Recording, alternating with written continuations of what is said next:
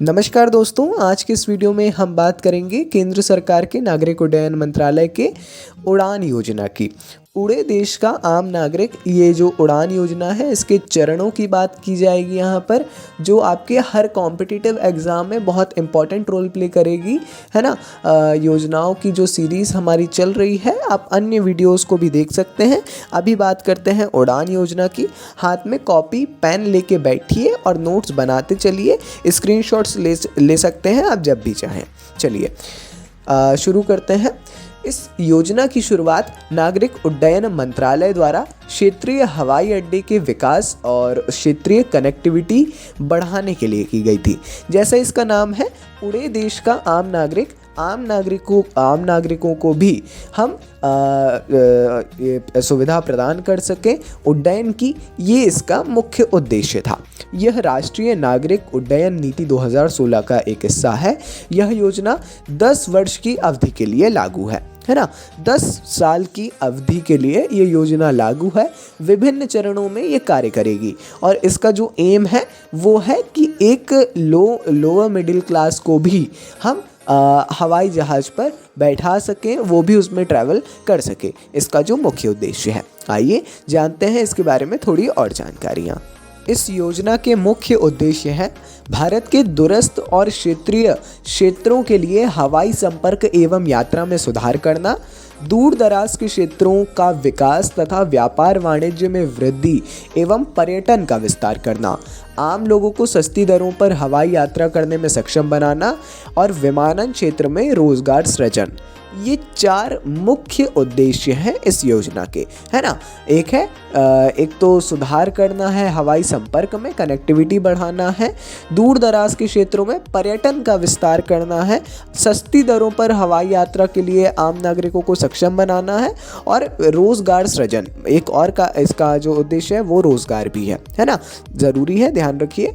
अब योजना के चरणों की बात कर लेते हैं। अलग अलग चरणों के लिए अलग अलग कार्य थे। चरण 1 वर्ष 2017 में लॉन्च किया गया।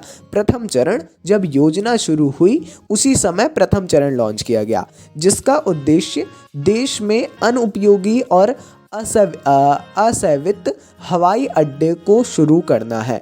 जो अनुपयोगी हवाई अड्डे हैं, आप देखते होंगे 2017 से पहले की यदि स्थिति आपको पता हो, हवाई अड्डे बनाए तो जा चुके थे लेकिन वो कनेक्टेड नहीं थे बहुत सारी जगहों से। तो चरण 1 का जो उद्देश्य था वो ये था कि अनुपयोगी जो हवाई अड्डे हैं उनको हम शुरू कर सकें, दोबारा से उनको शुरू किया जाए।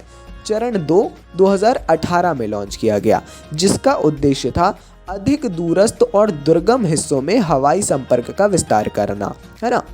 प्रथम चरण में अनुपयोगी हवाई अड्डों को शुरू करना, हवाई अड्डे हैं लेकिन दूसरे स्थान पर दूरस्थ हवाई अड्डे या फिर जो जहां पर नहीं है हवाई अड्डे, है ना, लेकिन होना चाहिए अलग अलग दृष्टियों से, वहां पर उनका निर्माण करना और उनका विकास करना। ठीक है, आइए चरण 3 देखते हैं।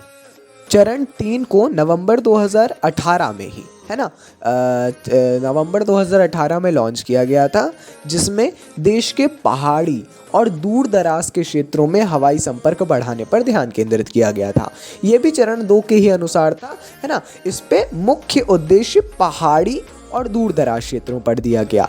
वहाँ पर अगर हवाई अड्डे हैं तो भी और नहीं है तो उनका निर्माण करना, और अगर है तो वहाँ पर कनेक्टिविटी, संपर्क को बढ़ाना, है ना, ये था।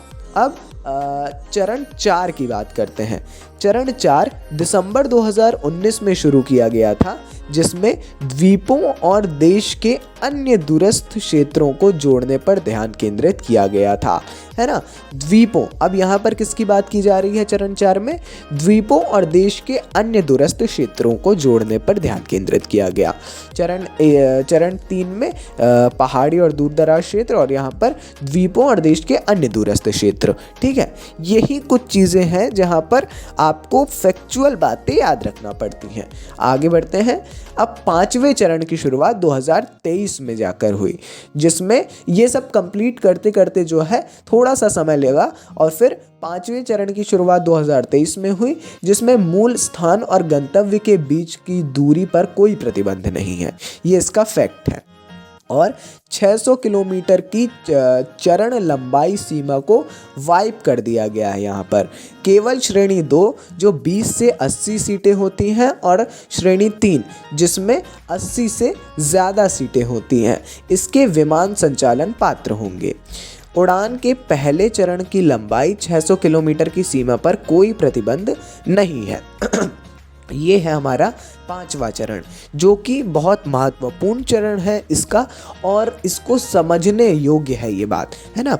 तो ये कुल 5 चरणों में डिवाइडेड है ये योजना। अब एक बहुत ज़रूरी चीज़ अपन देख लेते हैं। ये देखिए, ये दृष्टि IAS जो कि बहुत पॉपुलर संस्था है, हमने उसको क्रेडिट दिया हुआ है। ये दृष्टि की सहायता से हम यहाँ पर लाए हैं, इससे जुड़ी हुई कुछ चीज़ें, कुछ बातें इस योजना से ये बहुत ही ठीक सटीक ढंग से यहाँ पर उपलब्ध करवाया गया है ना।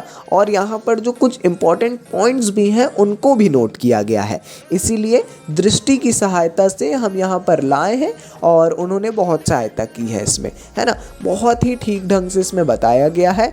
आप पॉज करिए और इसको पूरा पढ़िए। अब प्रॉपर नोट्स बनाइए। अगर आप लोग बोलेंगे तो हैंड रिटन नोट्स भी हम प्रोवाइड कर सकते हैं, अगर आप लोगों को लगे तो। ये कॉम्पिटिटिव एग्ज़ाम के लिए बहुत ज़रूरी योजना है और केंद्र सरकार की बहुत महत्वपूर्ण योजना है ना, उड्डयन मंत्रालय की। अभी वर्तमान में उड्डयन मंत्री ज्योतिरादित्य सिंधिया जी हैं, है ना।